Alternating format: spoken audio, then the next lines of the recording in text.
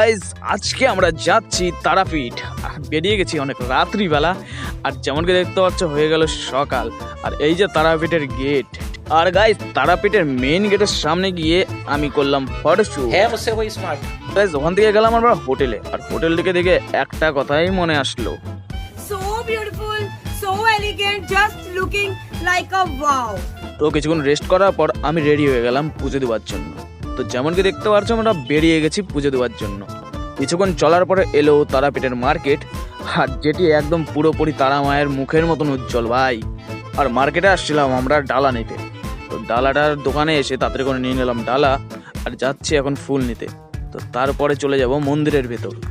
আর মন্দিরের ভেতরে ঢুকতেই কেমন একটা ভক্তি ভক্তি একটা ভাব চলে আসে। আর এই যে মায়ের মন্দির, যেমন কি দেখতে পাচ্ছ বিশাল বড় লাইন। আর সরি গাইজ তোমাদেরকে ঠাকুরটাকে দেখাতে পারলাম না, কারণ বহুত ভিড় ছিল।